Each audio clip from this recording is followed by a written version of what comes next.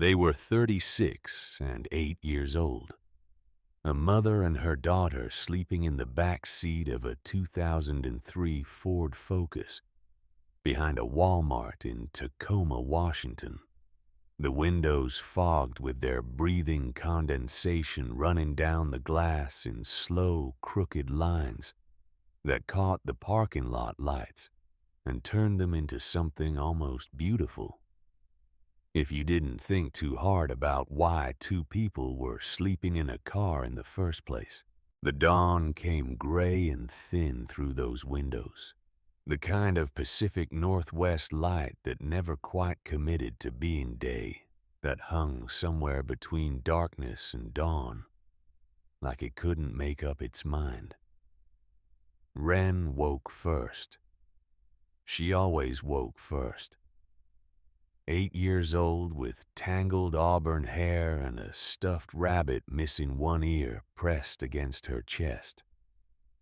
The same rabbit she'd carried since she was 2, back when they still had an apartment with a bathtub and a kitchen that smelled like coffee in the mornings, and a door that locked from the inside. She sat up carefully, moving slowly the way she'd learned to do so. The car wouldn't rock and wake her mother. Marlo lay curled in the front seat, her jacket balled under her head, and her nursing shoes still on, because you never knew when you'd have to move fast, when security would knock on the window and tell them they couldn't sleep here, and shoes took too long to find in the dark. Wren pulled her notebook from the backpack wedged between the seats. The cover was bent and the spiral binding had lost 3 rings, but the pages inside were filled with drawings done in colored pencil. Careful and detailed. Always the same subject. Houses. Every single page was a house. Some had gardens with flowers she'd copied from a library book. Some had porches with rocking chairs. Some had dogs in the yard. Though she had never had a dog, had never even been allowed to have a dog in any of the apartments they had rented before the apartments ran out entirely. All of them had the same 3 stick figures standing in front of the door, holding hands, 2 tall and 1 small, though in real life there had only ever been 2 of them. The 3rd figure was someone Wren had invented, because every house she drew needed a family, and every family she drew needed to be complete. She opened to a fresh page and started sketching while the parking lot came to life around them. A delivery truck backing up with its warning beep cutting through the quiet. A woman in a blue vest walking fast toward the entrance, coffee in one hand, phone in the other. The world going about its business of being normal, while Wren drew a chimney with smoke curling out of it, because chimneys meant fireplaces and fireplaces meant warmth, and warmth meant home. Her stomach made a sound.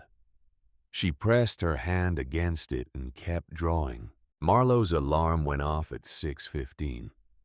The soft chime she'd chosen because anything harsh made Wren flinch.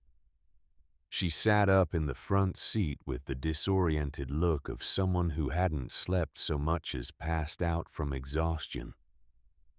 Her scrubs were wrinkled, the pale blue ones from Tacoma General, where she had worked for 3 years before the staffing cuts took her position. No amount of begging or negotiating or offering to work double shifts could bring it back. She still wore them, because they were comfortable, because they reminded her she'd been someone with a job and a badge and a name printed on a lanyard. Someone who mattered in the small, specific way that people who take care of other people matter. They went through their routine. It had become a routine which was the saddest part. That sleeping in a car had developed its own rhythms and systems and small efficiencies. Marlowe heated water in a camping kettle plugged into the cigarette lighter. Wren held the baby wipes while Marlowe cleaned her face, then cleaned her own. Then they traded places so Wren could change into her school clothes in the back seat, while Marlowe held up a blanket for privacy. A granola bar split in half. Marlowe handed Wren the larger piece and kept the smaller one. She pretended she wasn't hungry when Wren looked at her with those dark eyes that noticed everything and said nothing. The school bus stop was 3 blocks east.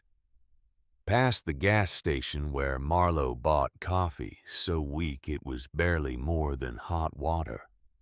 Past the laundromat where she washed their clothes every Sunday. Using quarters she saved in a jar under the driver's seat. Past the church that offered free meals on Tuesdays and Thursdays, but only if you sat through a sermon first, which Marlowe did. Not because she believed, but because believing wasn't the price of admission. And Wren needed to eat. They walked together in the cold. Wren's backpack hung low on her shoulders, the zipper on one side broken and held together with a safety pin Marlowe had found on the floor of the library. Inside were school books and a pencil case, and the notebook and a granola bar wrapper Wren had folded into a tiny perfect square. Because she had read somewhere that folding things small enough made them disappear. Mom. Wren's voice was careful, the way it got when she was about to say something she had been thinking about for a long time. Jessica asked if I could come to her house after school Friday. Marlowe's step faltered. Just barely. Just a half-second break in her stride. But Wren caught it, because Wren caught everything. I told her we're moving soon, that our house is all packed up in boxes. I said maybe after we get settled in the new place. The lie was so practiced, so smoothly delivered with such casual certainty that Marlowe felt something crack behind her ribs. Her 8-year-old daughter had learned to lie about having a home the way other children learn to tie their shoes, naturally, without thinking. A basic life skill acquired through repetition. That smart baby. That was a good answer. Wren nodded. She didn't smile. At the bus stop, 4 other children waited with their parents. Backpacks that matched. Lunches in proper containers. Jackets that fit and weren't bought at Goodwill 3 sizes too big so they'd last longer. Marlowe watched them and felt the distance between her daughter and those children like a physical gap. Measurable. Growing wider every month. Wren hugged her. Small arms tight around Marlowe's waist face pressed into her side. Holding on for exactly 3 seconds before letting go and joining the line for the bus. She didn't look back. She'd stopped looking back months ago, as if turning around might reveal something she wasn't ready to see. Marlowe watched the bus pull away, then walked back to the Ford and sat in the driver's seat and gave herself 4 minutes to cry. Not 5. She'd learned that 5 was too many. That 5 minutes of crying turned into 10. And 10 turned into an afternoon of paralysis she couldn't afford. 4 minutes. Then she wiped her face with the sleeve of her scrubs and drove to St. Anne's Women's Shelter on the east side. The same shelter where she'd shown up 10 years ago with infant Wren in her arms. running from a husband whose temper turned to fists when he drank. And he drank every single day. Sister Margaret still ran the intake desk, 73 years old, built like a fence post with reading glasses perpetually pushed up on her forehead and a voice that managed to be gentle and immovable at the same time. She'd offered Marlowe a bed 10 years ago and never forgotten her, never treated her like a case number, never made her feel like charity. Marlowe used the shelter's mailing address because a post office box cost money, and no employer wanted to send interview confirmations to a Walmart parking lot. She checked in twice a week, filled out job applications on the shelter's ancient desktop computer, and pretended she wasn't watching the other women cycle through the same doors she'd walked through a decade ago. Some of them had been here then. Some of them would be here a decade from now. The rotation of desperation that kept turning and turning and turning. Sister Margaret looked up when Marlowe came through the door, and there was something in her expression, a brightness behind the usual steadiness that made Marlowe stop. "There's a letter for you. Came yesterday afternoon. Looks official." The envelope was heavy, cream-colored paper stock that felt expensive. The kind you bought when you wanted someone to know, or the contents mattered before they even opened it. The return address read, Hayes and Associates Attorneys at Law, Eureka Springs, Arkansas. Marlowe's first thought was debt. Someone had found her. Some creditor from the apartment she'd been evicted from. Some bill she'd forgotten or couldn't pay. And now it was catching up to her in the form of legal stationery. She opened it, standing right there in the lobby. Sister Margaret pretending to organize intake forms, but clearly watching from the corner of her eye. The letter was typed on matching stationery. Formal. Precise. "Dear Miss Beckett, we are writing to inform you that you have been named as the sole beneficiary in the estate of Silas James Beckett, your late great-uncle. Mr. Beckett passed away 12 months ago at the age of 87. His estate includes a log cabin structure on 38 acres of forested land in Carroll County, Arkansas, in the Ozark Mountain region. There are no outstanding debts, liens, or encumbrances. Property taxes have been prepaid through a trust for the next 40 years. Mr. Beckett also designated a travel fund to cover your expenses should you wish to inspect the property. Please contact our office at your earliest convenience." Enclosed was a check for $1,200, made out to Marlowe Beckett. Marlowe read the letter twice, then a third time. The words stayed the same but refused to make sense, like a sentence in a language she almost spoke but not quite. Silas Beckett. She turned the name over in her mind, searching through the scattered memories of family gatherings she tried hard to forget. Her father's uncle. She'd met him once, maybe twice, at her father's funeral 18 months ago, standing in the back of the church in a worn corduroy jacket, not speaking to anyone, leaving before the reception, a tall, quiet man who smelled like pine and didn't make small talk.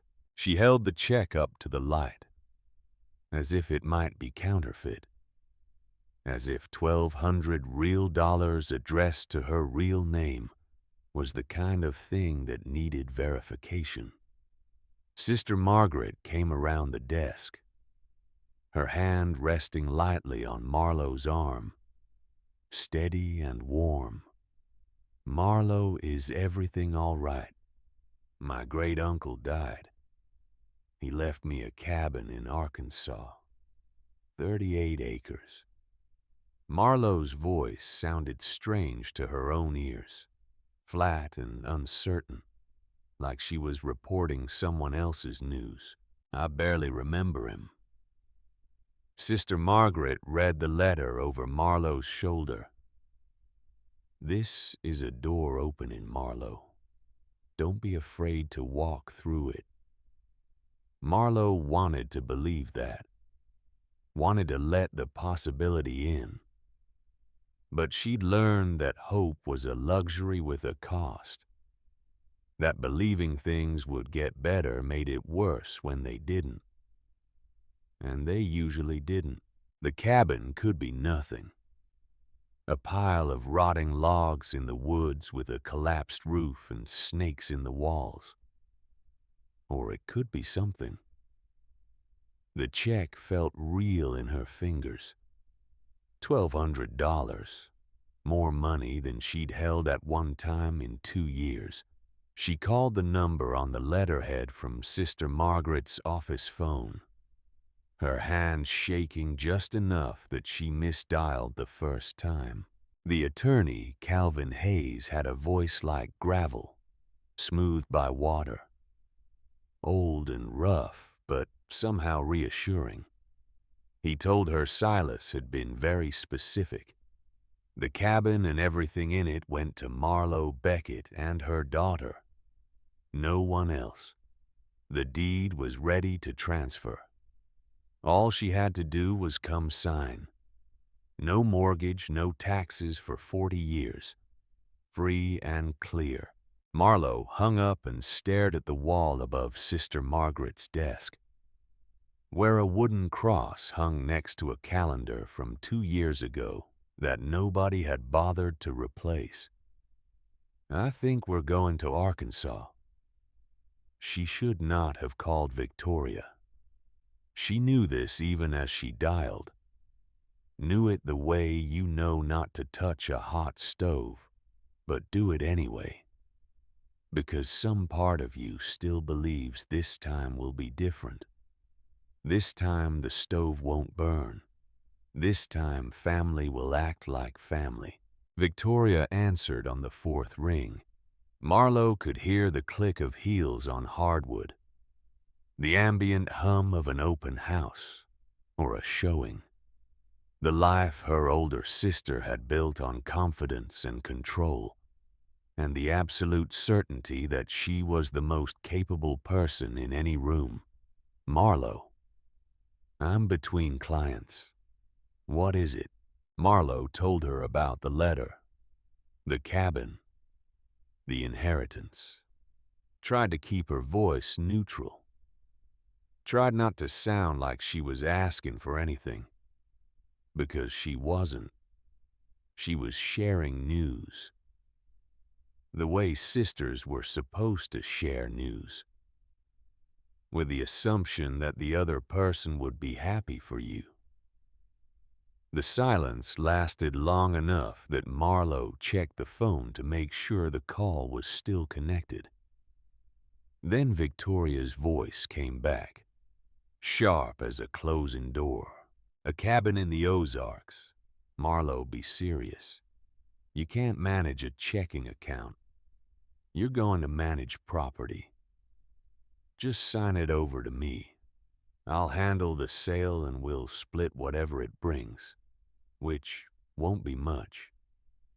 He left it to me, Victoria. To me and Wren. Specifically, Marlo heard Garrett's voice in the background, muffled like Victoria had her hand over the phone, then clearer as she switched to speaker. Is that Marlo? What does she want this time? Dad's uncle Silas died. Left her some shack in Arkansas. She thinks she's gonna keep it. Garrett's laugh was a short, ugly sound. Sure she does. And what's she gonna do with it? Park her car inside. The words landed exactly where they were aimed. Marlowe's hand tightened on the phone, but her voice stayed level. I didn't call to ask permission. I called because I thought you should know. How generous of you. Nora's voice now, quieter than the other two but present, listening. Marlowe waited for Nora to say something else, to take a side, to be the sister who'd once driven Marlowe to the emergency room when Wren had a fever of 104 and her car wouldn't start. But Nora said nothing more, and her silence was its own kind of answer. Victoria spoke again. Sign it over, Marlowe. You're not equipped for this. After everything we've done for you, the least you could do is let someone competent handle it. Everything you've done for me. Marlowe heard her own voice go thin and tight. You took Dad's insurance money. All three of you. You said you'd pay me back, and then you blocked my number. Those were loans. Garrett cut in. Not our fault you can't hold on to $1. I used my share to pay for his funeral, because none of you offered. And then I gave you what was left, because you said you needed it. And I believed you, because I thought that's what family did. A voice cut through from somewhere behind Marlowe. High and clear and shaken with something that wasn't fear. You're mean. All of you are mean. Marlowe spun around. Wren stood in the doorway of Sister Margaret's office. Backpack on one shoulder, school shoes muddy from the walk. Wednesday. Early release. Marlowe had forgotten. Wren was supposed to meet her at the library at 1, but she must have walked to the shelter instead. Must have heard the voices coming through the phone and stopped to listen. You took Grandpa's money. Wren's voice shook but held. You promised to pay Mom back, and you didn't. And now you want to take our cabin too. The silence on the other end of the line had a texture to it, something brittle and dangerous. Well, Victoria's voice went syrup-sweet and twice as toxic. Sounds like someone raised a little eavesdropper. Control your daughter, Marlowe, and sign the papers before you embarrass yourself any further. Marlowe hung up. Her hand was shaking, but it was a different kind of shaking now. Not fear, but anger. Clean and hot and clarifying. Wren stood 3 feet away. Tears on her cheeks, but her chin up. Her jaw set in a way that made her look exactly like William Beckett in the photograph Marlowe kept in the glove compartment. The same stubborn refusal to yield. The same quiet fury at injustice. Marlowe knelt down on the linoleum floor of Sister Margaret's office and took her daughter's face in both hands. That cabin is ours. Uncle Silas wanted us to have it. We are going to drive to Arkansas and walk through that door and make it our home. Even if it's falling apart, even if it's falling apart. Wren wiped her nose with the back of her hand. We can fix things. You're good at fixing things. Marlowe pulled her in close. This fierce small girl who'd never had a real bedroom. Who lied about where she lived to protect her mother's dignity. Who just told off 3 adults without flinching. Yeah, baby. We can fix things. That night in the Ford after the parking lot went dark and the last employees drove away and the security lights cast their orange pools across the asphalt, Wren couldn't sleep. She lay in the back seat with the blanket pulled to her chin and her notebook open on her chest, staring at the ceiling, trying to imagine what Arkansas looked like. She'd checked out a book from the library about the Ozarks. The pictures showed green mountains rolling into valleys, rivers cutting through limestone bluffs, forests so thick the light came through in columns like the windows of a church. She turned to a fresh page and drew a new house. This one was different from the others. It had logs instead of bricks, a metal roof, a porch with a railing, trees on both sides pressing in close like they were trying to hug it. Two figures stood in front of the door, one tall and one small, holding hands. She left space for the third figure, but didn't draw it. Not yet. She wasn't sure yet who it would be. They left Tacoma at sunrise. Everything they owned fit in the car with room to spare, which was its own kind of heartbreak if you thought about it too long. So Marlowe didn't think about it. Clothes in garbage bags, Wren's school supplies in a cardboard box, Marlowe's nursing textbooks stacked on the floor of the back seat. The ones she'd refused to sell no matter how bad things got, because selling them meant admitting she'd never work again. And she wasn't ready to admit that. A framed photograph of William Beckett holding infant Wren at her christening. His face so full of love it hurt to look at. The last thing Marlowe packed was the letter from Calvin Hayes, folded into the glove compartment where she could touch it if she needed proof that this was real. That somewhere in Arkansas a door was waiting to open. Wren sat in the back seat with her notebook and a gas station map spread across her knees. She'd appointed herself navigator, calculating distances and marking their progress with a pencil that was wearing down to a stub. At the top of a fresh page, she'd written in her careful printing the journey to our new home.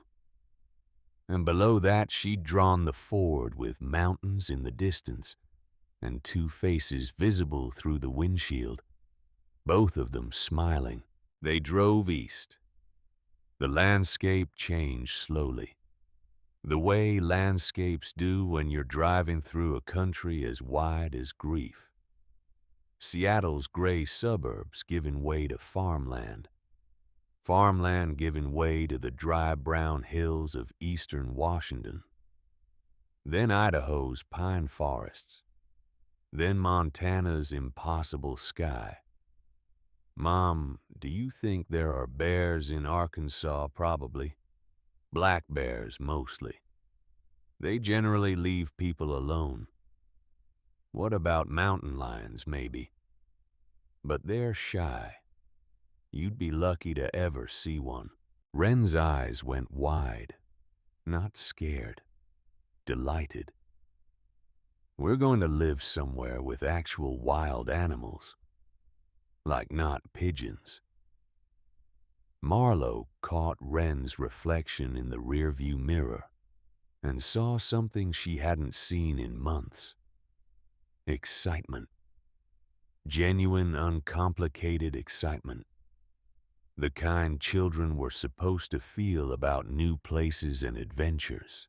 The kind that homelessness had slowly squeezed out of her daughter, like water from a wrung cloth.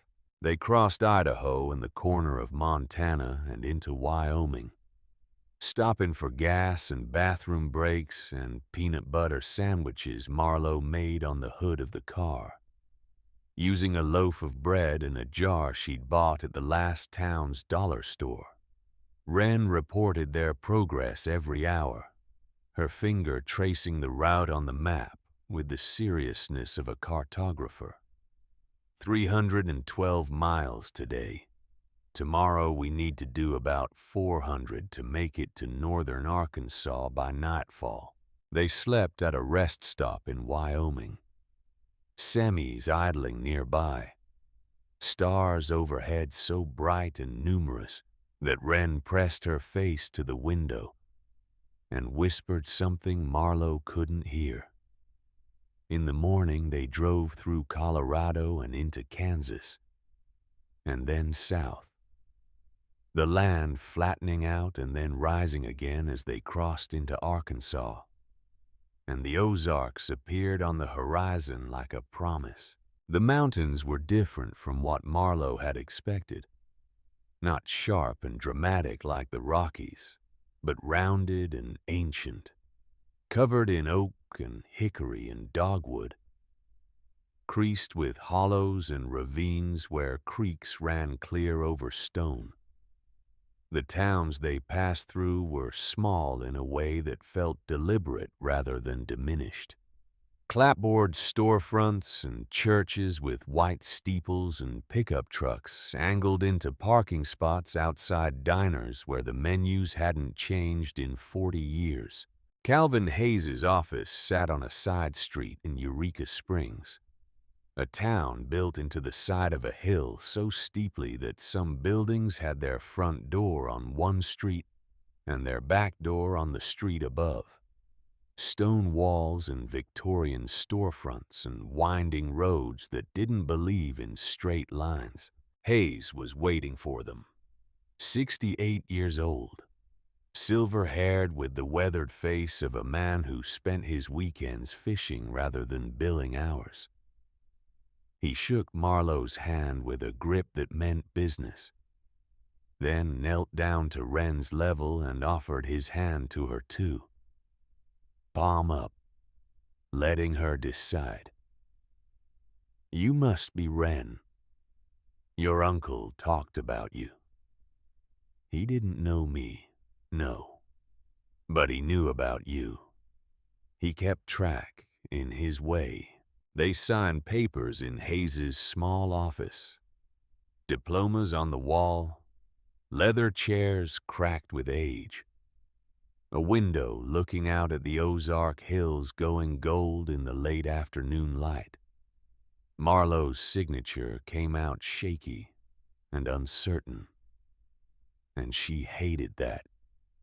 Hated the way her hand betrayed her nerves when the rest of her was trying so hard to be steady. Hayes told them about Silas while Marlowe signed. Military veteran. Served in the Army from 1958 to 62. Came home and couldn't settle. Worked as an accountant in Seattle for 6 years. Saved every paycheck. Then bought 38 acres of Ozark forest and disappeared. Built the cabin over 2 summers. Living in a tent while he worked. Never married. Never had children. Just him in the woods in the quiet for 35 years. Why us? Wren's question was the same one circling Marlowe's mind. Hayes looked at the girl, then at Marlowe, and something softened in his expression. He told me once that your mother was the only person in the family who gave without counting. He said your grandpa William was the same way, and that the two of you were the only ones worth trusting. He planned this for a long time, Marlowe. This wasn't an afterthought. He chose you. Hayes drove them out in his pickup, a battered Silverado that handled the Forest Service roads with the confidence of long practice. Pavement turned to gravel. Gravel turned to dirt. Dirt turned to 2 ruts through the woods, barely wide enough for the truck. The forest closed in on both sides, oak and hickory and cedar. Late afternoon light falling through the canopy in gold bars that moved across the windshield like something alive. Then the trees opened up, and there it was. 2 stories of hand-hewn logs darkened to the color of honey by decades of weather. A metal roof gone green with patina, but still straight and sound. A stone chimney rising from the center. A wide porch wrapping the front. The railing carved with patterns of leaves and birds. Each one different. Each one precise. And behind it all, the Ozark ridges rose blue and quiet against the sky turning pink at the edges. Wren made a sound, a small, sharp intake of breath, involuntary and pure. She had the truck door open before Hayes had fully stopped, her feet hitting the ground at a run, crossing the clearing toward the cabin with her backpack bouncing against her shoulders, and her arms pumping and her voice rising up into the trees in a wordless shout of joy that sent birds scattering from the branches. Marlowe got out more slowly. Her legs felt strange beneath her, unsteady, as if the ground wasn't quite real, as if she might wake up any second in the back of the Ford with the parking lot lights bleeding through the windows. But the dirt was solid under her feet. The air smelled like cedar and fallen leaves, and something mineral and clean that she had never smelled before. Something that had no name but might have been called distance from everything that had hurt her. Hayes put the brass key in her hand, old and heavy, worn smooth by 35 years of Silas's fingers. Take your time. There's food inside, firewood stacked by the stove. I'll come back in a few days. See how you're settling in. Wren was already at the front door, bouncing on her toes, reaching for the key before Marlowe had crossed the porch. She took it with both hands and fitted it into the lock with the careful reverence of someone performing a ceremony she didn't quite understand, but knew mattered. The lock turned. The door swung open. Warm air rolled out, carrying the smell of wood smoke and pine resin and dust that had been undisturbed for months. The accumulated quiet of a man who'd lived alone for 35 years and left his silence behind like a gift. Wren stepped over the threshold first, Marlowe right behind her. And in the stillness of that cabin in the last light of an October afternoon in the Ozark Mountains, Marlowe heard her daughter whisper 2 words that contained everything they had survived, and everything they'd hoped for, and everything they'd been afraid to believe was possible. We're home. The cabin revealed itself over the following days, the way a careful person reveals a secret, slowly and one layer at a time. Wren explored every corner with the methodical curiosity of a child who'd spent 2 years confined to a car's back seat and suddenly had rooms to move through, stairs to climb, a world small enough to comprehend, but large enough to feel like freedom. She found Silas's workshop in the back, tools hung on pegboard with their outlines traced in marker, so you knew exactly where each one belonged.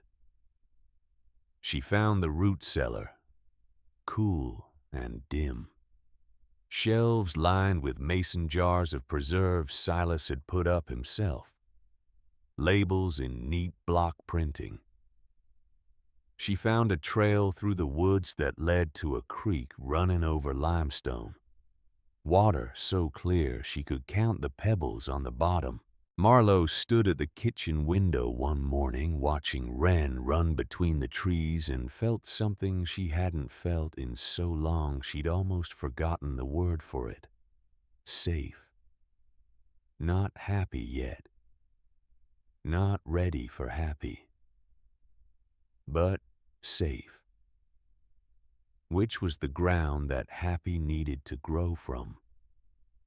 She let herself stand there, with the wood stove crackling behind her and coffee percolating in Silas's old enamel pot, and let the feeling settle into her bones.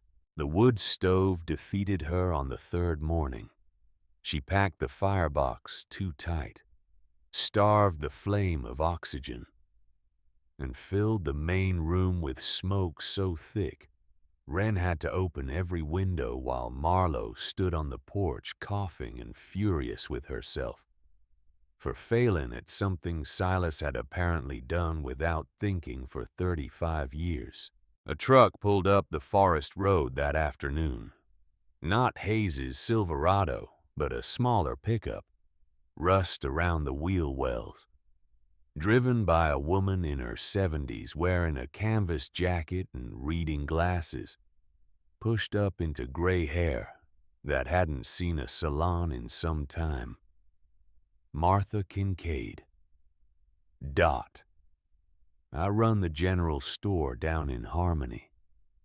She climbed out with a cardboard box balanced on one hip.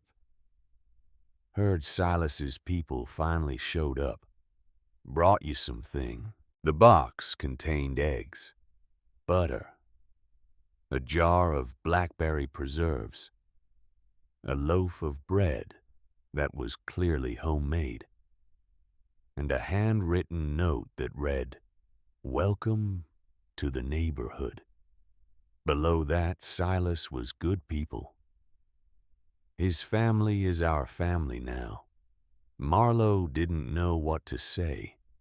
Stood on the porch holding eggs she hadn't paid for, given by a stranger who expected nothing in return, and felt something loosen in her chest that had been wound tight for 2 years. Martha looked at the smoke still drifting from the open windows and assessed the situation with one glance. Packed the firebox too full. Marlowe nodded, embarrassed. Everybody does the first time. Split your kindling thinner and leave space between the logs. Fire needs to breathe. Same as people. Martha climbed back into her truck. I'll come by Thursday. You need anything from town, make a list. She drove away without waiting for thanks. As if feeding strangers and teaching them to build fires was simply what you did when you lived in the Ozarks, and someone new moved in up the mountain. The fire instruction helped. By the end of the first week, Marlowe could get the stove going on the first match, could keep it burning through the night by banking the coals the way Martha had described in a follow-up visit. That included a tutorial on the hand pump, and a jar of soup that tasted like it had been simmering since the previous century. Wren enrolled in the elementary school in Harmony, a brick building with 62 students spanning kindergarten through 8th grade. The principal shook Marlowe's hand and told her that any kin of Silas Beckett was welcome. That Wren's records from Tacoma showed a child who'd maintained straight A's, despite circumstances that would have broken most adults. The school bus came up the forest road every morning at 7:45. Wren waited for it on the porch with her backpack and her notebook, drawing while she waited. And on the third morning, she came back inside to show Marlowe what she'd made. The cabin rendered in colored pencil with startling accuracy. The log walls, the green roof, the stone chimney, the porch where she was sitting. Behind it, the ridgeline she could see from the yard, blue-gray in the morning haze. Two figures on the porch, one tall and one small, not holding hands this time, but sitting side by side, looking out at the view. Underneath, she had written in her careful printing, "Our real house." Marlowe pinned it to the kitchen wall above the stove and looked at it every morning while the coffee percolated. Let it remind her that this was actually happening, that the cabin was real and the deed was in her name, and 38 acres of Ozark forest stretched out around them like a promise that hadn't been broken yet. It was Wren who found it. Of course it was Wren, with her notebook and her tape measure and her need to map every space she inhabited, to measure and document and make sure the walls were where they were supposed to be, as if measurement could prevent a home from disappearing. She came up the stairs on the 5th day with her notebook open to a page of numbers, her brow pulled tight in concentration. "Mom, the outside wall is 42 feet, but all the rooms inside only add up to 37. There's 5 feet missing." They searched together, Marlowe walking the perimeter, counting steps, Wren running her hands along the interior walls, looking for seams, gaps, anything that didn't match. Everything appeared solid. Hand-hewn logs fitted tight, chinked with mortar that had held for decades. The stone fireplace dominated the north wall, river rock mortared with precision. The mantel carved with birds, dozens of species rendered in such detail you could almost hear them singing. But one bird low on the right side of the mantel caught Wren's attention. A small wren, the same bird as her name. The carving was deeper than the others, the wood around it worn, as if someone had pressed it over and over again for years. Wren pushed it, felt it give inward with a click that was soft but unmistakable. And then a sound came from behind the fireplace, stone against stone, grinding and ancient and deliberate. And a section of the floor in front of the hearth separated along a hairline crack that became visible only as 30 years of settled dust broke free and drifted up into the afternoon light. The panel was 4 feet square, perfectly fitted. It lifted on a counterweight mechanism when Marlowe found the edge and pulled, rising smooth and heavy on hinges that Silas had oiled so faithfully they still moved without resistance. Stone steps led down into darkness, narrow and steep, carved into the bedrock. Marlowe found a flashlight in the workshop, tested it, stood at the top of those stairs with Wren pressed against her hip, and the beam cutting down into whatever Silas James Beckett had spent 35 years building beneath his cabin in the Ozark Mountains. Wren looked up at her mother. Her eyes were wide but not frightened.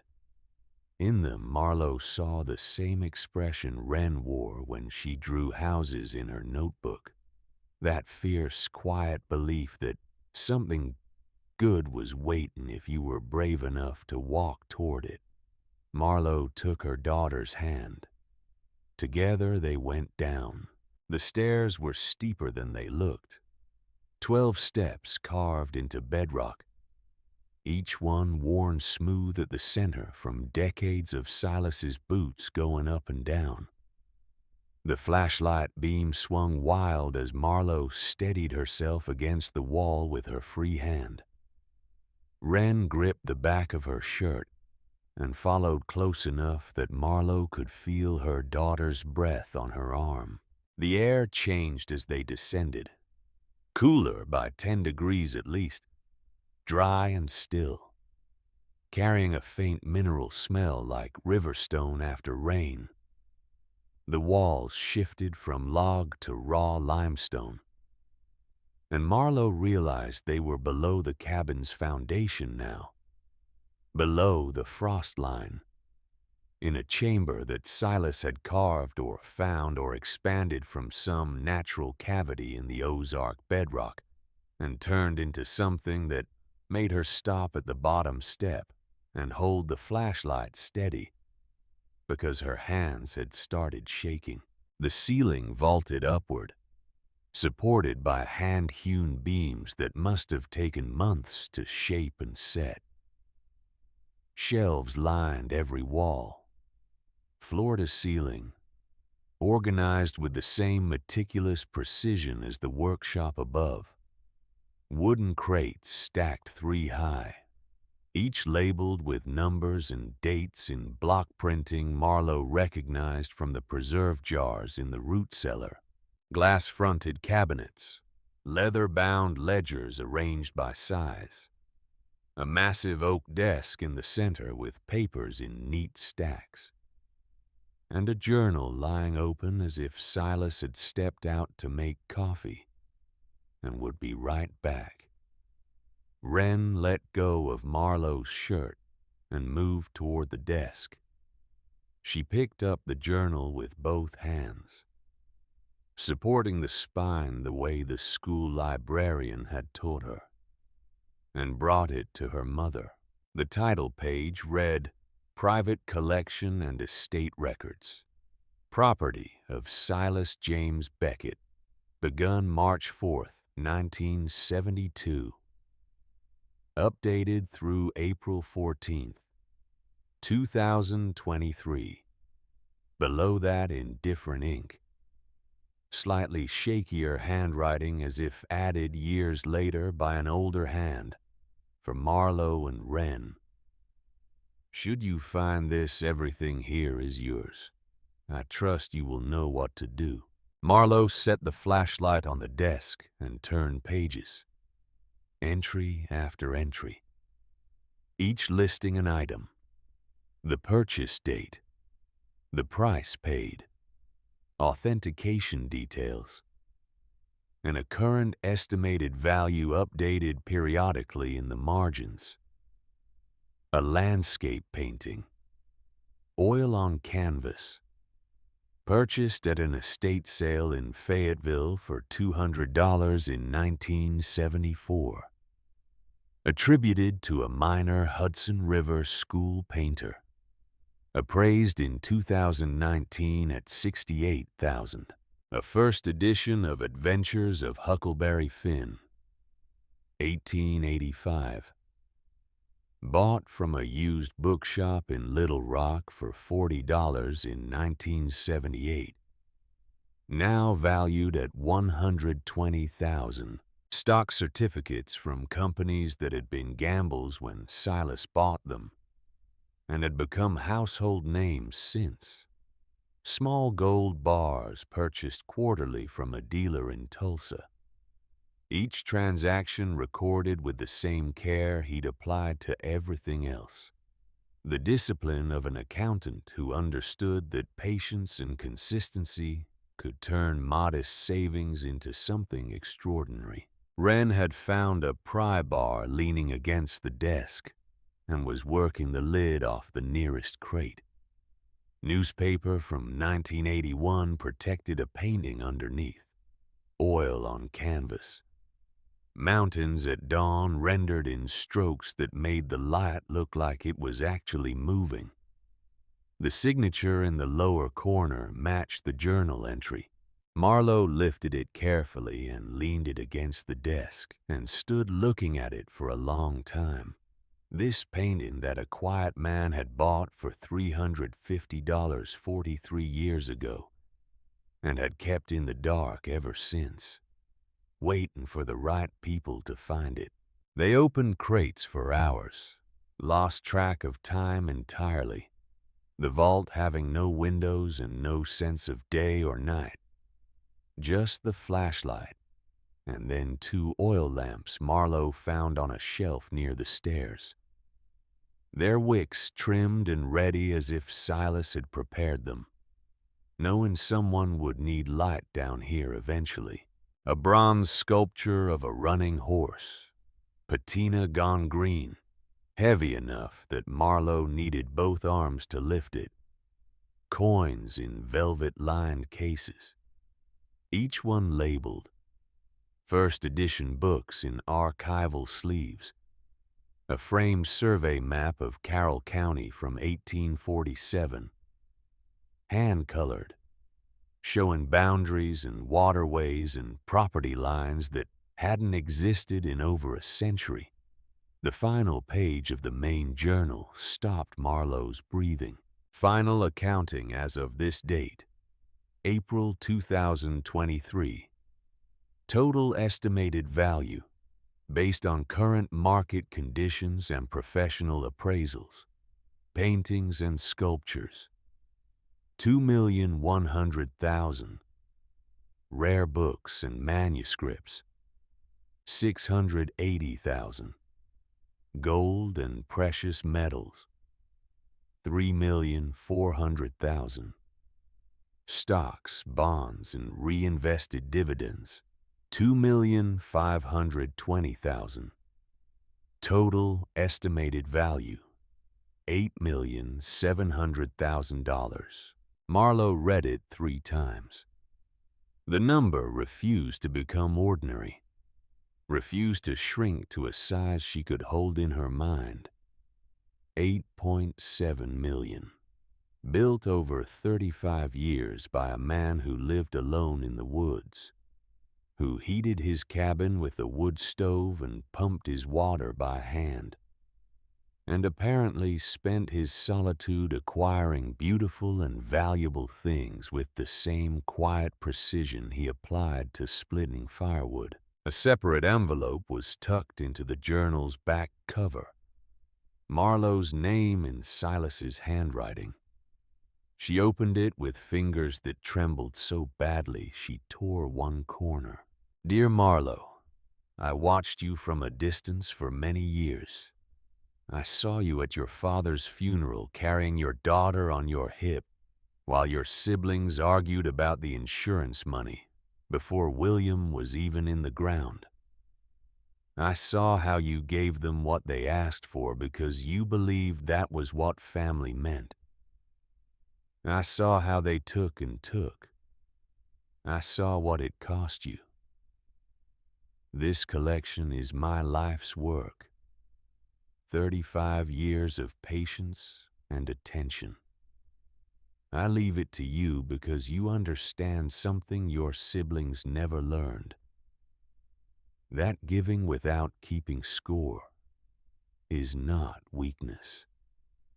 It is the rarest kind of strength. They will come for this.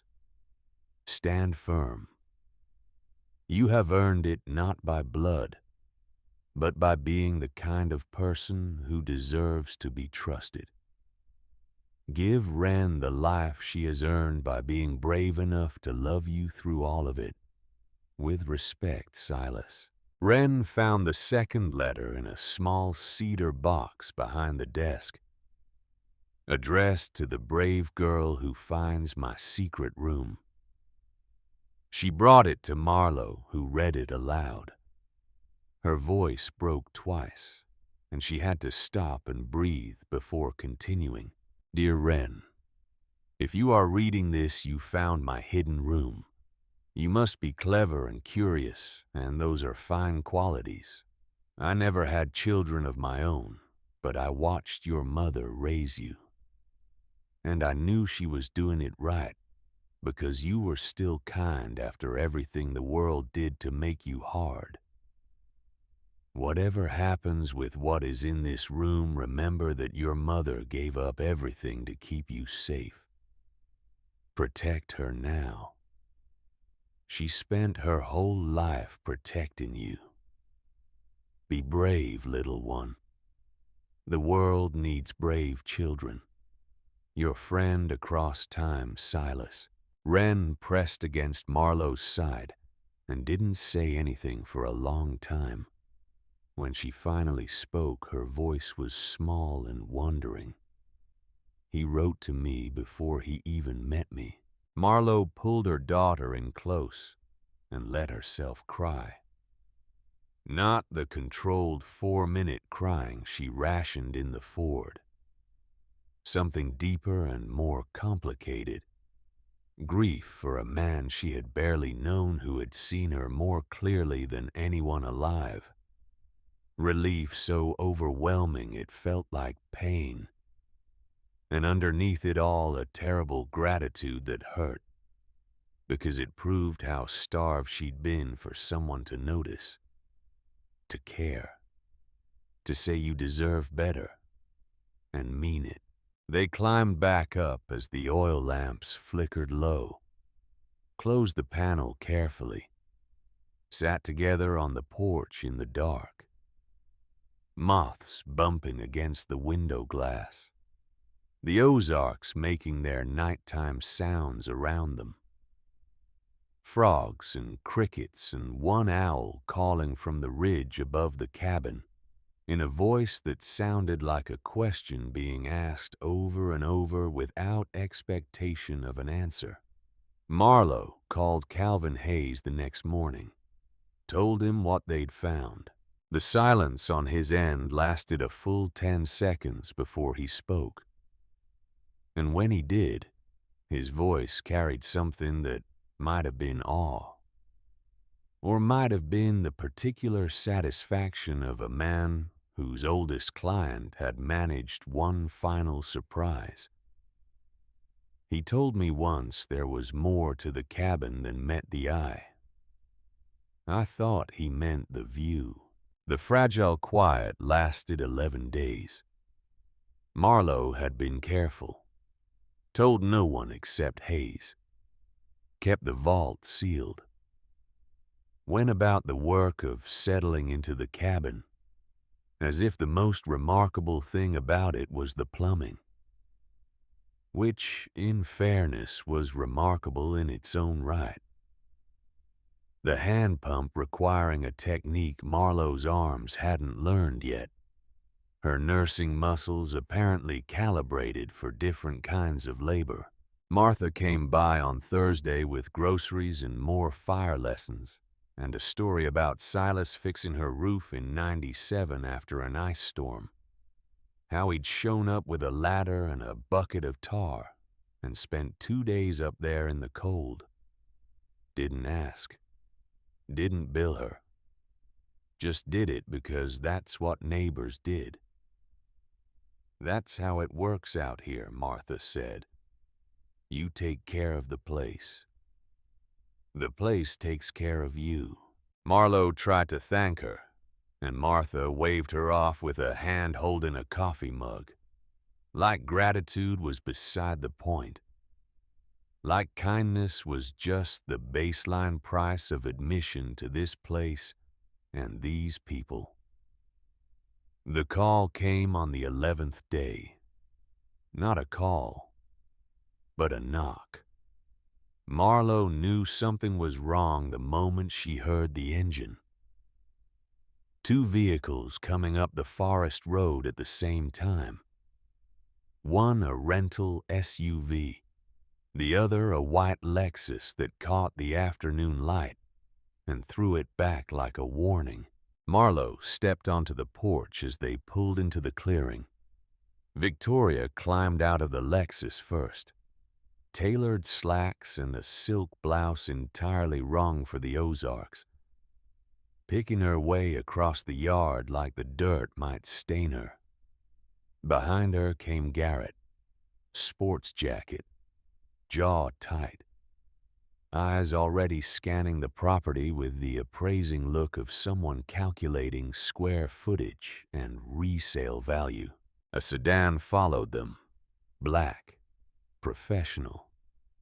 A man in a suit emerged, briefcase, the careful bearing of someone who billed by the hour.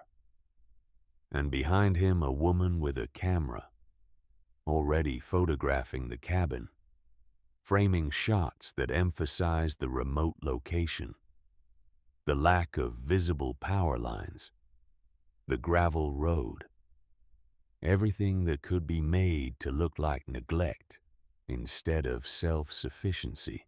Victoria climbed the porch steps with a smile that didn't reach her eyes. Marlowe. The cabin's charming, very rustic. I can see the appeal. Truly. Say what you came to say, Victoria. The smile dropped. Fine.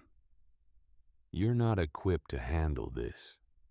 A fortune this size requires expertise you don't have and won't develop sleeping in cars and reading library books. We're filing for guardianship. The man in the suit stepped forward, briefcase open. Miss Beckett, I'm Gerald Thorne. The petition cites your history of housing instability, unemployment, and the potentially unsuitable conditions in which you're raising a minor child. You'll be served officially within 48 hours.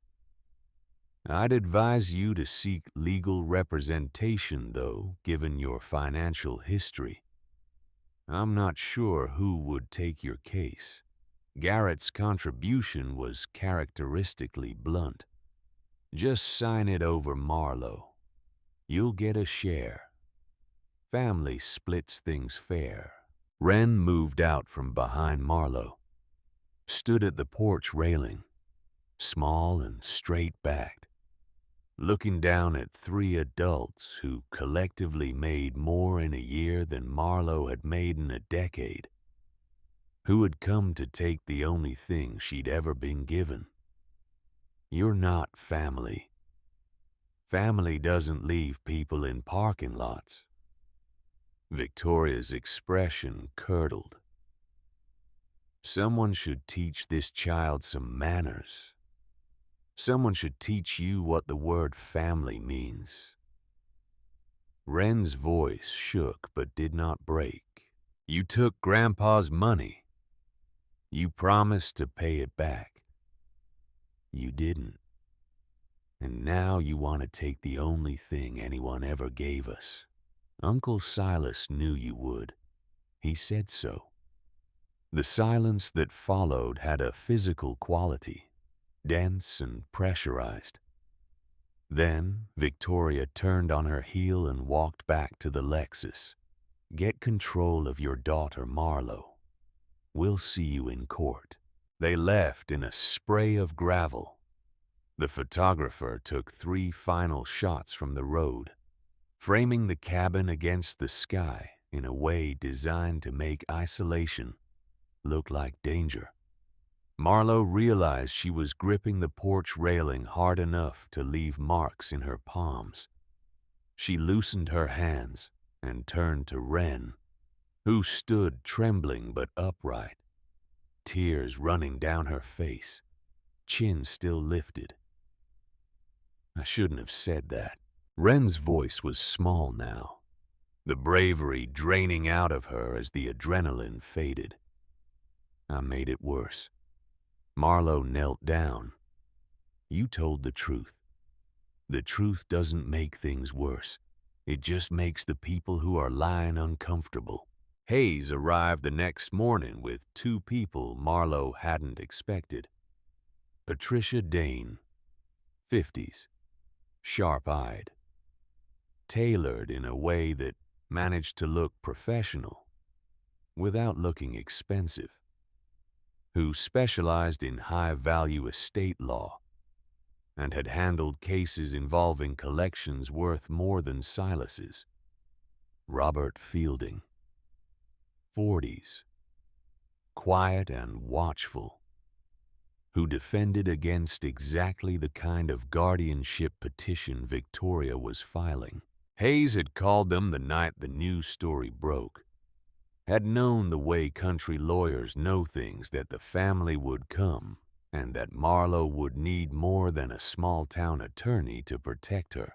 They sat around Silas's table while Marlowe told them everything. The insurance money, the car, the 2 years, the letter, the vault, Victoria's petition. She told it straight. No self-pity, no embellishment. Just the facts arranged in the order they had happened. And watched Patricia take notes in a leather portfolio with an expression that said she'd heard this story before, in different forms, different families, the same greed dressed up in different clothes. First step is a trust. Patricia's pen didn't stop moving. Everything in the vault goes into it. You as sole trustee, even if they convince a judge you're impaired, which they won't, the trust structure makes the assets untouchable. They can still make her life hell trying. Robert spoke for the first time. Depositions, hearings, media pressure. They'll drag out every hard month she's had and put it under a spotlight. How long? 6 months to a year. Depends on how much money they're willing to burn. Marlowe looked at Wren, who sat in the corner with her notebook, drawing.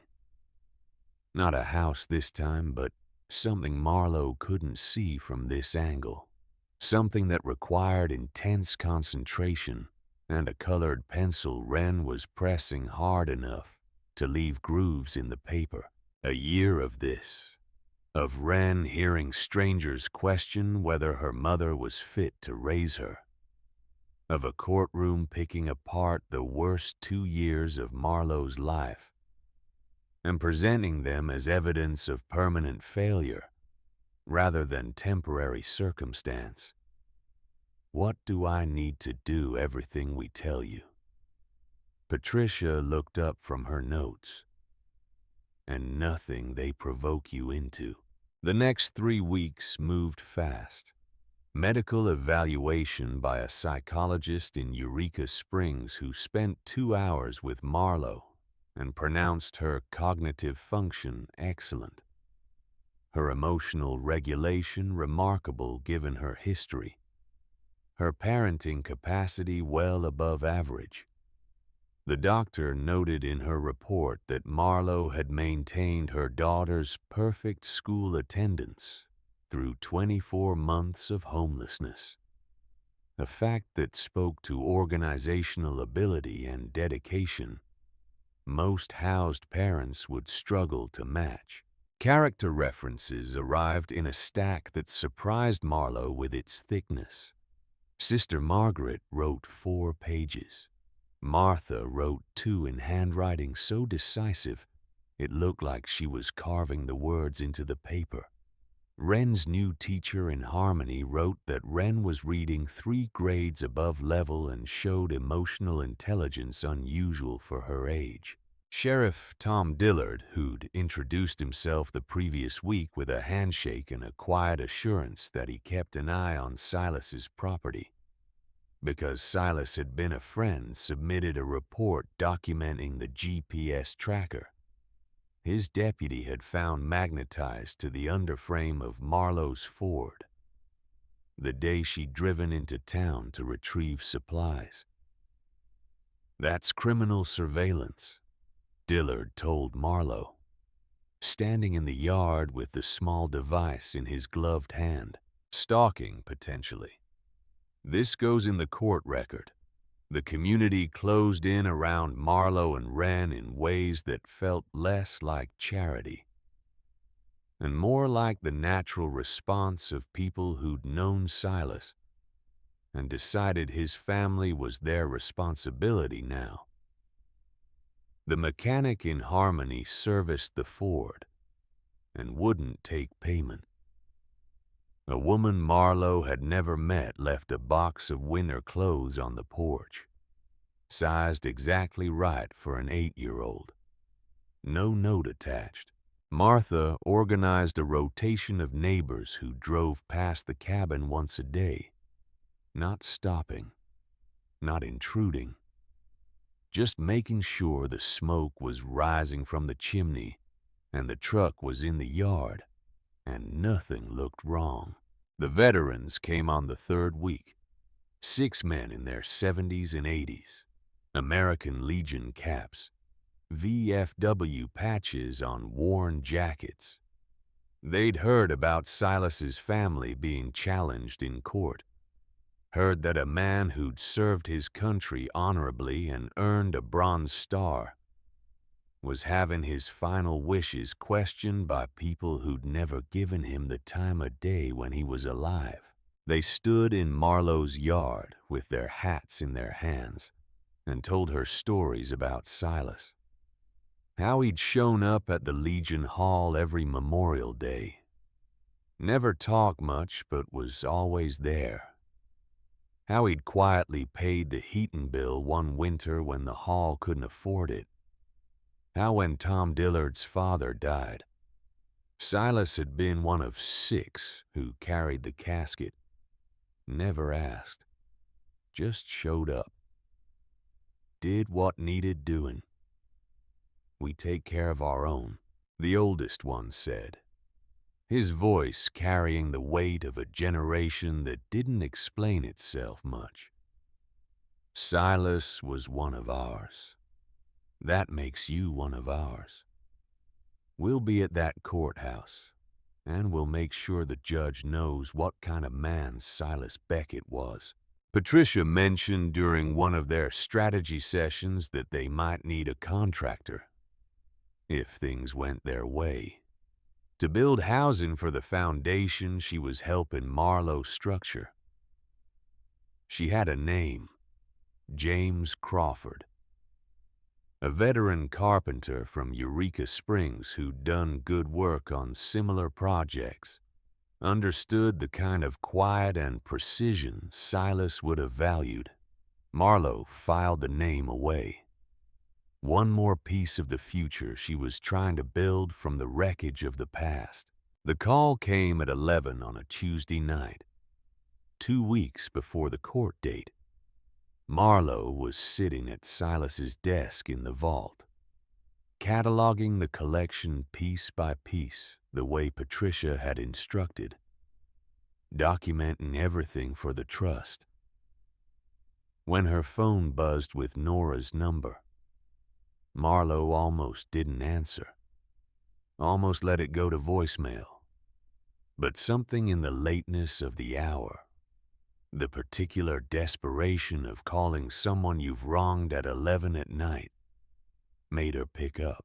Nora's voice was raw, stripped of the careful neutrality she'd maintained at the cabin, down to something underneath that sounded like a person who'd been arguing with herself for days and had finally lost.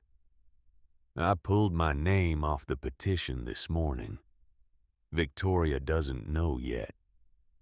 Marlowe sat in the vault surrounded by Silas's life work and listened to her sister breathe on the other end of the line and waited for the rest of it. I keep thinking about Dad's funeral, how you paid for everything because none of us offered, how you stood at the grave holding Wren on your hip and I didn't even come over to help you carry her. She was heavy. I could see your arm shaking and I just stood there. Marlowe remembered, had trained herself not to remember, had filed that moment in the place where she kept things that hurt too much, to examine regularly. But yes, she remembered, her arm aching, Wren's weight, and the way her siblings had clustered together on the other side of the casket, like a separate family attending a different funeral. I'm not asking you to forgive me. Nora's voice cracked. I don't deserve it, and I know that. I just needed you to hear that at least one of us finally sees what we did. Silence stretched between them. 500 miles of phone line humming with everything that family was supposed to mean and hadn't. Victoria is borrowing money to pay the lawyers. Nora spoke again. Quieter now. She's in deep. Garrett, too. They think this is their last chance at something big. They're not gonna stop. Marlo closed her eyes. Thank you for telling me. Marlo, be careful. They have nothing to lose. The line went dead. Marlo sat alone in the vault with Silas's paintings watching from the walls. Those captured landscapes of mountains and rivers and skies that a quiet man had loved enough to keep in the dark for decades. And she felt the weight of what was coming settle onto her shoulders like a physical load. 2 weeks until the courthouse. 2 weeks until a judge would decide whether Victoria's performance or Marlo's reality carried more weight. 2 weeks until Wren would sit in a room full of strangers and listen to people argue about whether her mother was fit to raise her. Patricia called the next morning with something she had found during discovery preparation. A small fireproof safe in the back of Silas's workshop, behind a false panel in the wall, secured with a combination lock. They tried dates from Silas's military records without success, until Wren, sitting cross-legged on the workshop floor with the Bronze Star and Purple Heart certificates spread in front of her, read out the service number printed at the bottom of his discharge papers. The safe opened. Inside was a VHS tape in a plastic case, a sealed envelope, and a key to a safety deposit box at a bank in Eureka Springs. The envelope contained a single sheet of paper. Silas's handwriting, shakier than in the journal. Dated October of the previous year, 6 months before his death. If you are watching this, you found everything and the wolves have arrived. I recorded this knowing exactly what would happen. Watch it.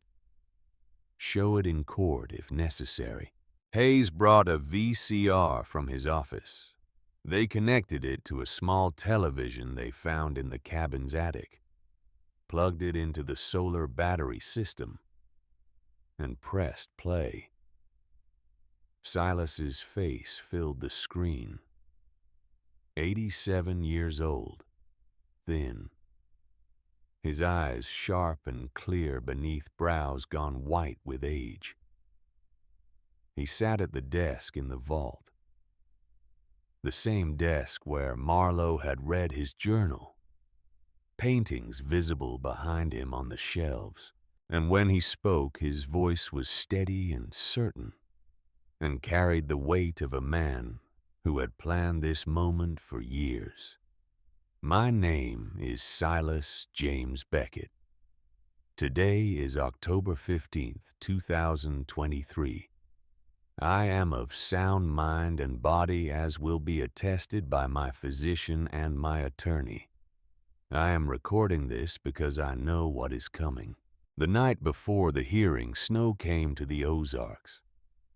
Not the light, decorative flurries Marlo had seen in Tacoma, but real snow. Heavy and deliberate. The kind that buried roads and silenced the forest and turned the world into something clean and new. Marlo stood at the kitchen window and watched it fall, the flakes catching the lamplight and turning gold before they hit the ground and turned white again. Wren was asleep upstairs. Her notebook lay open on the kitchen table, turned to a page Marlo hadn't seen before. A drawing of the courthouse in Eureka Springs, done from memory after their drive past it last week. The stone columns, the steps, the flag. Two figures standing at the top of the steps, one tall, one small, both of them drawn with their backs straight and their hands at their sides and their faces turned forward, looking at whatever waited on the other side of those doors. Underneath in Wren's careful printing, "Tomorrow we don't run. Tomorrow we fight." Marlowe touched the page with one finger, tracing the outline of the smaller figure, and felt something settle deep in her chest. That was neither fear nor courage, but something harder and quieter than both. The certainty that tomorrow she would walk into a room full of people who wanted to take everything from her, and she would not let them. Because Silas had believed she was strong enough. Because Wren believed she was strong enough. Because somewhere in the last 2 years of losing everything, Marlowe had discovered that the thing her siblings could never take, the thing that survived the car and the parking lot and the hunger and the shame, was the simple fact that she was still standing. The snow kept falling. The stove crackled. The cabin held them safe while the mountain went white and quiet around them. And Marlowe sat at Silas's table with her daughter sleeping above her, and his legacy sleeping below her, and let herself believe just for this one night that tomorrow would be enough. The Jefferson County Courthouse stood at the end of a street lined with bare oaks, their branches black against a sky the color of pewter. Snow from the night before clung to the stone steps and the window ledges and the shoulders of the bronze soldier on the Civil War memorial out front. Marlowe walked up those steps at 8:30, with Wren's hand in hers, Patricia and Robert flanking them, and felt the cold bite through her coat and settle into her teeth. Inside, the hallway smelled of floor wax and old radiators, and the particular tension that accumulated in places where families came to destroy each other with paperwork and testimony. Victoria stood near the water fountain in a charcoal suit that probably cost more than Marlowe had earned in her last 3 months of nursing. Her posture perfect, her expression arranged into careful concern. Garrett paced by the windows, tie crooked, color already rising in his face. Nora was absent. Her empty space in their formation said everything her phone call had already said. Gerald Thorne conferred with 2 associates near the courtroom door, all of them carrying files thick enough to suggest they documented every hard month of Marlowe's life and intended to read each one aloud. Victoria noticed Marlowe and her expression shifted. A flicker of something sharp behind the performance, then settled back into the mask.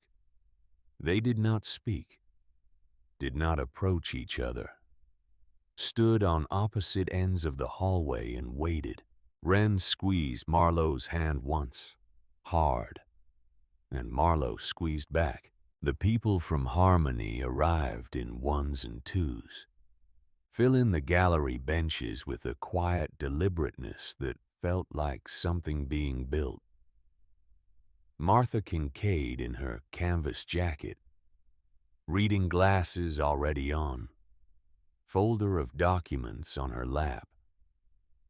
Sheriff Dillard in full uniform, his badge catching the overhead lights. The mechanic who'd fixed the Ford. The woman who'd left the box of winter clothes on the porch. Wren's teacher from the Harmony School carrying a manila envelope. Sister Margaret, who'd driven since before dawn from Tacoma, sat straight-backed in the second row, her hands folded, her expression suggesting that God was watching and he was not impressed with what he saw. The veterans came last. 6 men in American Legion caps and VFW jackets, walking with the careful dignity of men whose knees had given out years ago, but whose backs refused to bend. They took seats in the 3rd row, removing their caps, placing them on their laps, and stared at the front of the courtroom with faces that had seen enough injustice in their lives to recognize it when it walked through the door. Judge Carolyn Winters entered at 9, silver-haired, mid-60s, with a face that had presided over enough family disputes to have developed a permanent skepticism toward people who cried on cue. She arranged her papers, surveyed the room, and called the case. Thorne went first. His presentation was smooth, professionally concerned, structured to build the image of a fragile woman stumbling into wealth she couldn't comprehend. He walked the judge through Marlowe's employment gaps, her eviction records, the months in the Ford. He presented the cabin's lack of grid power and municipal water as evidence of unsuitable conditions for a child. He framed the isolation as neglect, the self-sufficiency as desperation, the inheritance itself as a burden too heavy for someone with Marlowe's history of instability. Victoria took the stand and performed brilliantly. Years of real estate sales had taught her to read a room and deliver exactly what the audience needed to hear. She delivered concern in measured doses, pausing at strategic moments, letting her voice catch when she described how worried she'd been, how many sleepless nights she'd spent thinking about little Wren in that remote cabin with no neighbors and no safety net. We only want what's best for them. Victoria's voice wavered just enough. Marlowe has always struggled. We've tried to help, but she pushes us away. And now with this inheritance, we're terrified she's going to make decisions that will hurt Wren. We love them both.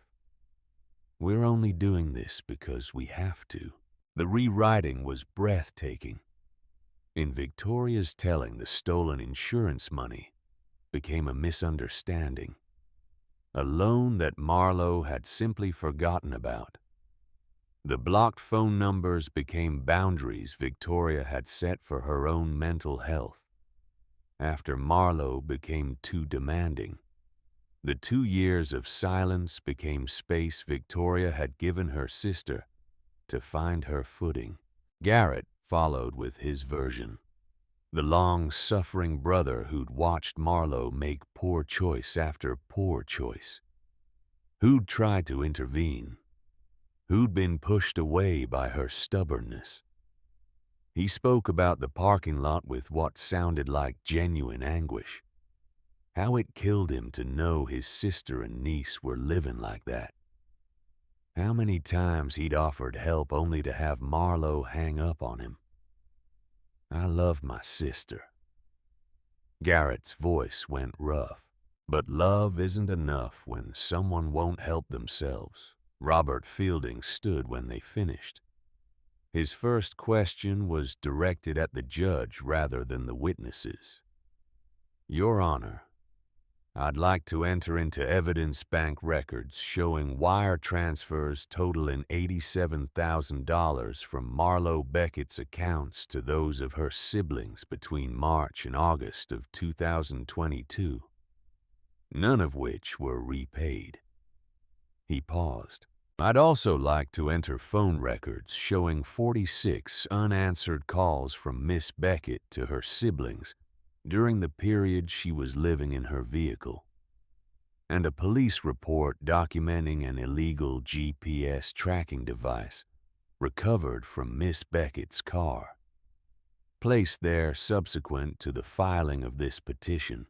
The documents landed on the courtroom like stones dropped into still water. Victoria's expression didn't change, but her hands in her lap went white at the knuckles. Garrett's color deepened from pink to a red that spread up his neck and across his forehead. Robert called witnesses the way a carpenter placed nails, each one exactly where it needed to be. Sister Margaret spoke about Marlowe at 19, fleeing domestic violence, working doubles, finishing nursing school with an infant on her hip. She spoke about Marlowe at 34, returning to the shelter not for a bed, but for a mailing address, maintaining her daughter's enrollment and attendance and dignity through circumstances that would have excused any lapse. I have worked with hundreds of mothers over 40 years. Her voice carried the weight of a woman who did not say things she did not mean. Marlowe Beckett is among the most competent and devoted I have ever known. To use her vulnerability as proof of failure is not just incorrect, it is cruel. Martha told the judge about Silas, 30 years of knowing him, his quiet visits to her store, his careful comments about the world, his assessment of his own family that had proven precise to the letter. She read from a note Silas had left with Hayes years earlier, never shared until now. When the time comes, the town will know what to do. Silas built for the long term. That included building the community that would protect what he left behind. Sheriff Dillard presented the GPS tracker in an evidence bag and testified that its placement constituted criminal surveillance under Arkansas state law, that it had been affixed to the vehicle after the inheritance became public knowledge, that it demonstrated not concern for a family member's welfare, but monitoring of an adversary's movements. The oldest veteran stood to testify. His name was Frank Morrison, and he'd served in Korea. He walked to the stand slowly, his cane tapping against the floor. When he sat, his voice was clear and carried to every corner of the courtroom. Silas Beckett earned a Bronze Star, not for being in the right place, but for saving 3 men under fire. He never talked about it. That's how you knew it was real. The ones who did something don't talk. The ones who talk didn't do anything. He looked directly at Victoria and Garrett. Silas came to every Memorial Day service for 40 years. Never missed one. Never asked for anything. Just showed up. That's the kind of man he was. And when a man like that makes a decision about his life's work, you honor it. You don't question it. You don't try to take it away because you think you know better. He turned back to the judge. We're here because Silas was one of ours. Military doesn't end when you take off the uniform. It's for life. And we take care of our own. That means we take care of the people they chose to protect. Marlowe and her daughter are under that protection now. And we're asking this court to honor what Silas wanted, because he earned that right. Judge Winters asked to hear from Marlowe. Marlowe walked to the stand with her pulse visible in her throat and her hands steady at her sides. Sat down, looked at the judge, did not look at Victoria. The questions probed deep. Why had she been homeless? What happened with the money? How was she managing the estate? What were her plans? Marlowe answered each one the way she'd answered every hard question in her life. Directly and without decoration. Yes, I lived in my car.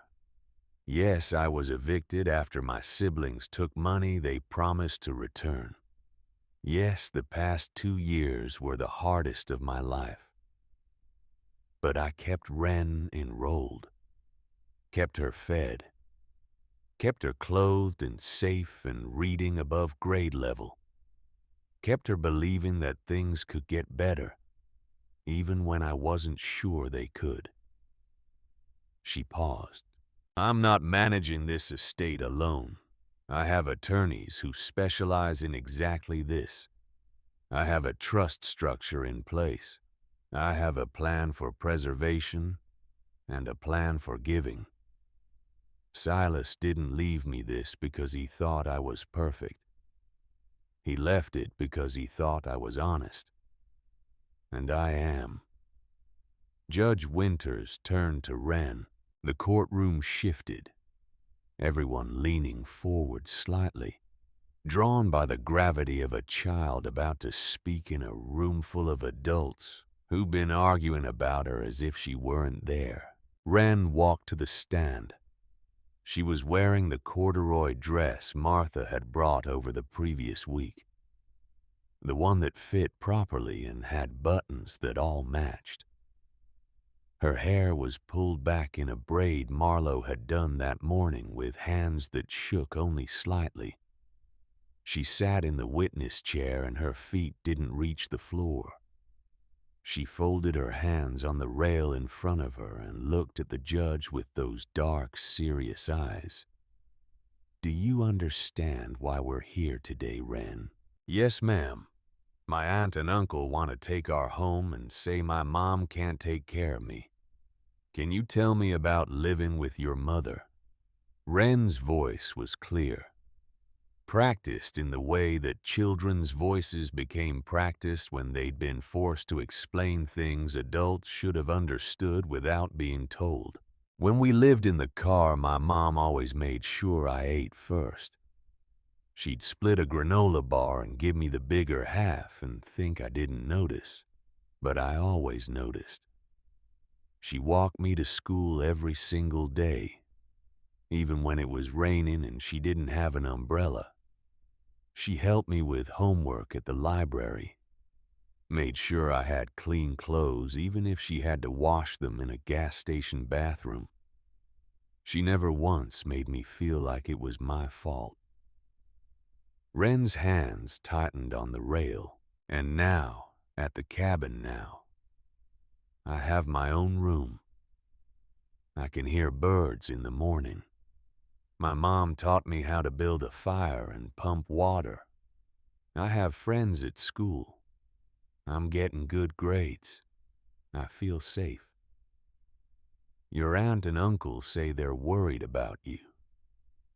Wren's jaw set. The same angle Marlowe had seen in the parking lot of Sister Margaret's shelter. The same refusal to yield that William Beckett had carried, and Silas had recognized from a distance. They weren't worried when we were sleeping in a parking lot. They weren't worried when Mom called them for help and they blocked her number.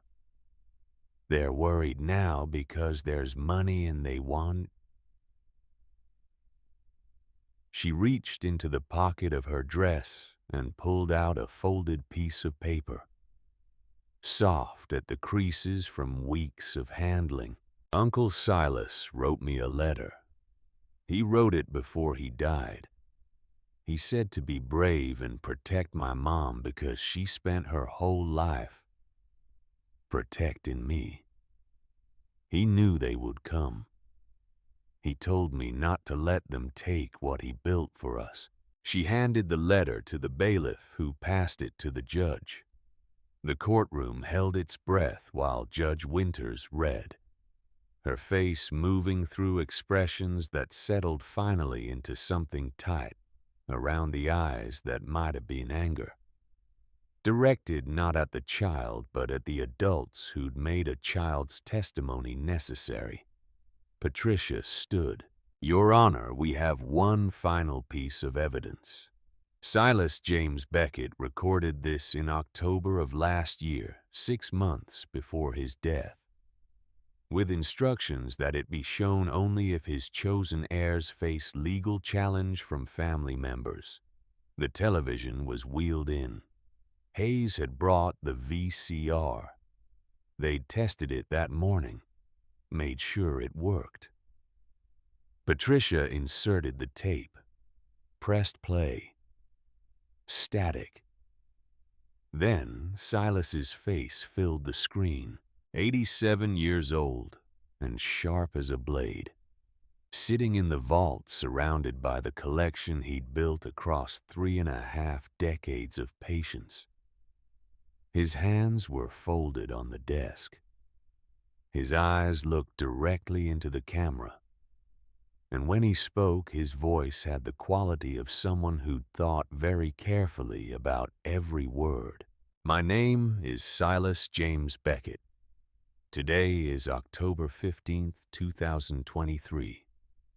I am of sound mind and body, as will be attested by my physician and my attorney. I am recording this because I know what is coming." He paused, not for effect, but because what he was about to say needed space around it. "I have watched this family for 40 years. I have watched Marlo give, and I have watched her siblings take. I have watched them steal from her and abandon her and blame her for the poverty they caused. When they learn what I have left her, they will come for it. They will claim concern. They will claim incompetence. They will lie with the ease of people who have never been held accountable for a lie in their lives." His voice didn't rise, didn't need to. The calm certainty was more devastating than any anger could have been. "But they are owed nothing. This collection is mine. I built it with my own hands and my own patience over 35 years. I gave it to Marlo Beckett and her daughter Wren. No one else. I chose them, deliberately, after decades of observation, after watching how they treated people when there was nothing to gain from kindness, after seeing them give without counting and love without conditions." He looked directly into the camera, the way he'd looked at Marlo at William's funeral, standing in the back of the church, seeing everything, being seen by no one. To any court reviewing this recording, I was a veteran, an accountant, a collector. I maintained my faculties until the end. I paid my taxes. I kept my records.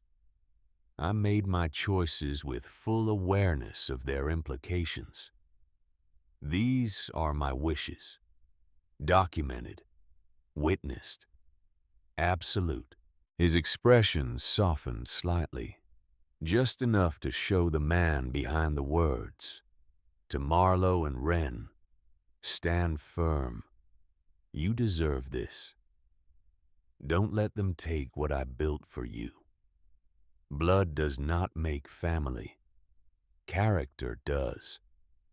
And the two of you have more character in your smallest moments than your siblings have shown in their entire lives." The screen went to static, then black. The silence in the courtroom had weight, substance. You could have built something with it. Judge Winters sat back, looked at Victoria, whose face had gone the color of paper, at Garrett, who stared at his hands, at the empty seat where Nora would have been. When she spoke, her voice carried the full weight of the bench.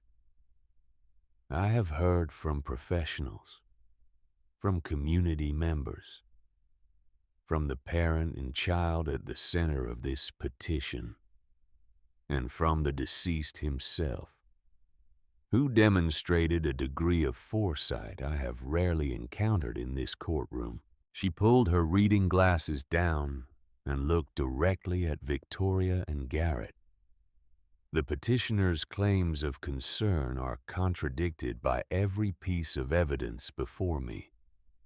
You did not call when your sister was homeless. You did not visit. You did not respond to her requests for help. You took her money. You abandoned her. And you returned only when there was more to take. The gavel came down. Petition denied. Petitioners will pay all legal costs incurred by the respondent. Any further contact constituting harassment will result in criminal referral and restraining orders. This court finds Marlo Beckett to be a competent, capable, and devoted parent who has demonstrated judgment and resilience under circumstances that most people will never face and could not endure. Another strike of the gavel. Case dismissed. Martha started clapping. Then the mechanic. Sister Margaret brought her hands together once, firmly, like closing a book. The veterans stood and saluted. Not the flag, not the judge, but the empty air where Silas's voice had been moments before. Marlo pulled Wren into her arms and felt her daughter shaking. All the bravery leaving her body at once now that she didn't need it anymore. Held her there in the courtroom while the people who'd come to take everything gathered their papers and their coats and walked out past the people who'd come to make sure they couldn't. 3 years later, the cabin looked the same from the road, which was how Marlo wanted it. Log walls gone dark with weather, green metal roof, stone chimney, porch with Silas's carved railings. If you didn't know what lay beneath it, you'd see nothing but a well-maintained home in the Ozark woods, quiet and unremarkable and exactly right. But the clearing had grown. 3 small timber frame houses stood along the tree line south of the cabin, each one built by James Crawford, the veteran carpenter Patricia had mentioned. He'd come to assess the site 2 weeks after the trial, stayed to build the foundation, and somewhere in the months of working side by side with Marlo, measuring and planning and creating something that mattered, they'd built something else too. Not rushed, not dramatic, just 2 people who understood quiet and patience and the particular courage required to build a life after the previous one burned down. The timber building adjacent to the cabin held offices and a meeting room and a kitchen where meals were prepared for women who'd forgotten what it felt like to sit down to food they didn't have to worry about. The Silas Beckett Foundation operated from that building. Legal aid for single mothers, job training programs, emergency housing in the tiny homes, each one with a wood stove and a locking door and windows that looked out at mountains. A hotline staffed by women who'd been through it and come out the other side. 214 mothers helped in 3 years, not thousands. A real number. Earned one family at a time. Marlo sat on the porch on a Saturday morning in October, coffee in her hands, watching the foundation's weekend volunteer crew set up for the fall intake session. 3 new mothers arriving today, each of them carrying whatever they had managed to hold on to, each of them looking the way Marlo had looked, walking up Sister Margaret's steps 3 years ago. Braced for judgment, hoping for grace. Wren was 11 now, taller, her auburn hair longer, her confidence worn naturally rather than summoned through force of will. She helped with the youth programs on weekends, reading to the younger children, showing them the trails Silas had cut through the forest, teaching them to identify birds the way Martha had taught her. She came out onto the porch carrying her notebook, the same notebook, though the cover was held together with tape now, and the spiral had lost most of its rings. She sat down next to Marlowe and opened it to a page near the back.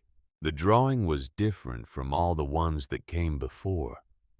Not a single house, but the whole clearing rendered from above, as if Wren had climbed the ridge and looked down.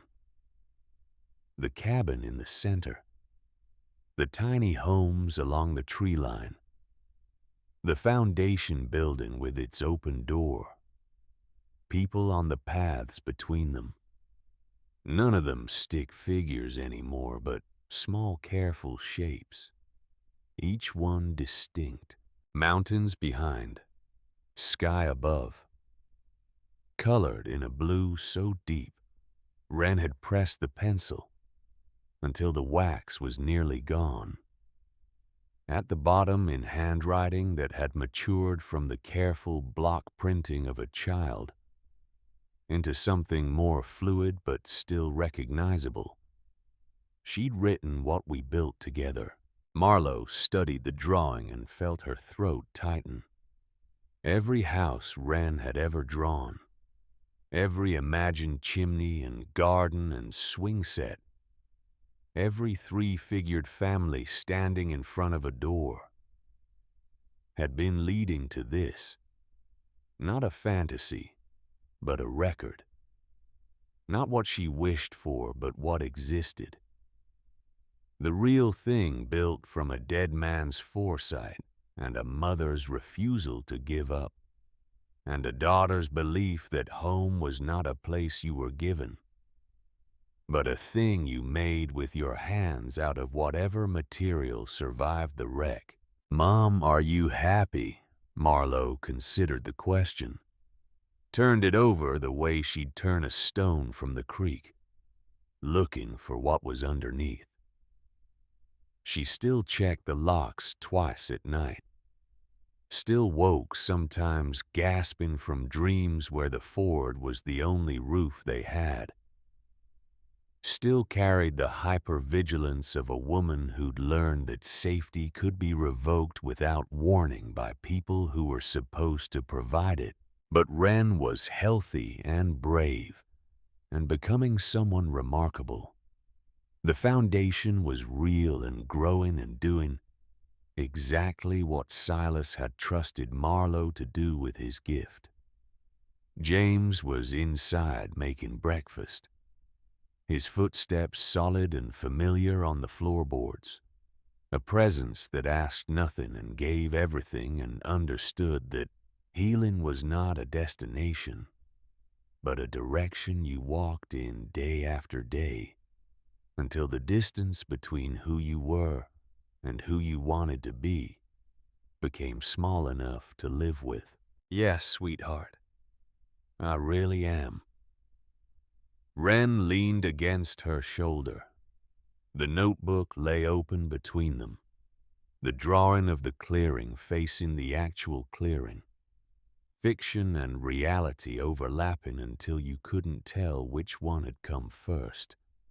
"Do you think Uncle Silas knew we'd do all this?" Marlowe took a sip of her coffee and watched the morning light move across the mountains, the ridge lines turning gold the way they did every October, when the oaks changed and the air went thin and sweet and smelled like wood smoke and fallen leaves, and the particular clean distance of places where the nearest neighbor was a mile away and the nearest city was an hour, and the nearest version of the life you used to live was so far behind you. It had become a story you told rather than a wound you carried. I think he hoped, and I think sometimes hope is enough. The owl that lived in the oak at the edge of the clearing called once, long and low. Something moved in the underbrush. The mountain stood where it had stood for 100 million years, patient and permanent and indifferent to the small dramas of the people who lived in its shadow. But the people were not indifferent to each other. That was the point. That had always been the point, not the money in the vault, or the paintings on the shelves, or the trust documents filed in triplicate at the courthouse. The point was the door that stayed open, the meals shared without tallying the cost, the stranger who left clothes on a porch without a note, the community that closed ranks around two people it had no obligation to protect and protected them anyway. Because that was what you did. Because Silas had built that too. Had spent 35 years being the kind of neighbor who showed up with a ladder after an ice storm. And the town had learned from him the way Wren had learned from Marlowe. The way Marlowe had learned from William. That giving without keeping score was not weakness but the rarest and most durable kind of strength. Wren closed her notebook. The last page. The drawing of the clearing pressed against all the pages that came before it. All those houses she had drawn in the back seat of a car in a parking lot in Tacoma. All those chimneys with imaginary smoke and gardens with imaginary flowers and 3 stick figures holding hands in front of doors that didn't exist. They existed now. Every single one of those drawings had been a blueprint for this morning, this porch, this life. She just hadn't known it yet. The first car pulled into the clearing.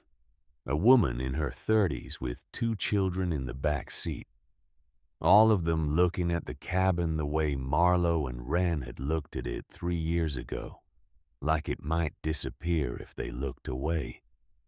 Like hope was something you had to hold carefully because you'd watched it break too many times before. Marlowe stood up and went to meet them. She did this every time. Walked down the porch steps and across the clearing and said the only thing that mattered. You're safe here. You and your children. For as long as you need. And someday, years from now, someone would ask Wren about her uncle Silas. The man who lived alone in the woods and left his life's work to a woman the world had overlooked. And Wren would say he taught us that a house isn't walls and a roof. It's a door that stays open, and the drawing she'd make that day would show exactly that. A door wide open, light pouring through it.